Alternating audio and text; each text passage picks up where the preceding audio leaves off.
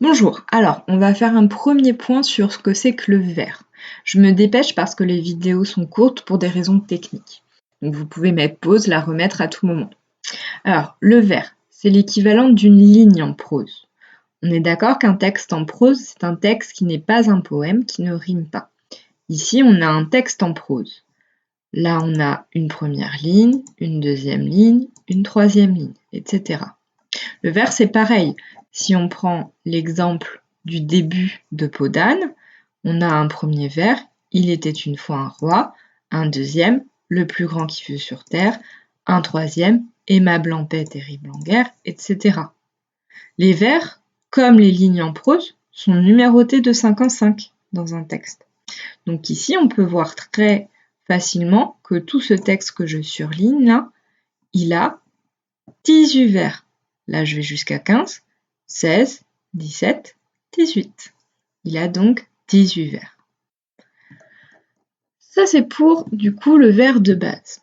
Maintenant, on revoit la façon dont on va appeler les vers. Parce que le vers change de nom en fonction du nombre de syllabes qu'il contient.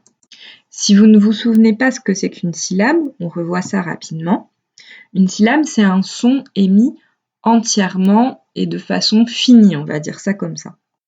Dans ce mot, par exemple, pour, j'ai un seul son émis par la voix. Pour, j'entends qu'un seul son. C'est un mot de une syllabe. Par contre, dans réponse, j'émets deux sons quand je prononce ce mot. Ré, ponce, deuxième son. Donc réponse est un mot de deux syllabes. Parenthèse, lui, est un mot de 3 syllabes. Je dis pas, ren, thèse. Mot de 3 syllabes. Alors, quand vous prenez entièrement une ligne, un vers de poésie, et qu'il fait 8 syllabes, on appelle ça un octosyllabe. C'est le cas dans La terre est bleue comme une orange.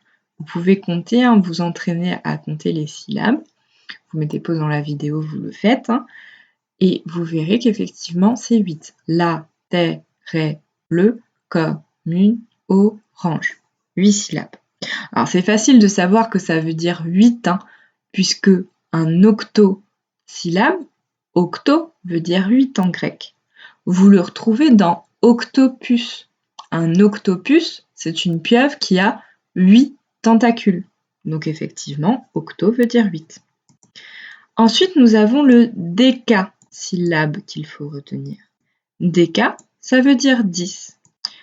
Exemple de décasyllabe, tant que mes yeux pourront larmes épandre, de Louise Labbé. Là, on recompte, tant que mes yeux pourront larmes épandre. Effectivement, on arrive à 10. Enfin, le dernier qu'il faut retenir, c'est l'alexandrin. L'alexandrin, il a 12 syllabes. Alors, il nous embête l'alexandrin, parce que contrairement à l'octo et au décasyllabe, dans son nom, il n'y a rien qui nous permet de retenir 10. Il s'appelle comme ça en référence à Alexandre le Grand, un empereur qui adorait la poésie, et notamment les vers de 12 syllabes. Du coup, il a donné son nom à ce type de vers, alexandrin. Ça, faut retenir par cœur. Exemple d'alexandrin, pour qui sont ces serpents qui sifflent sur vos têtes?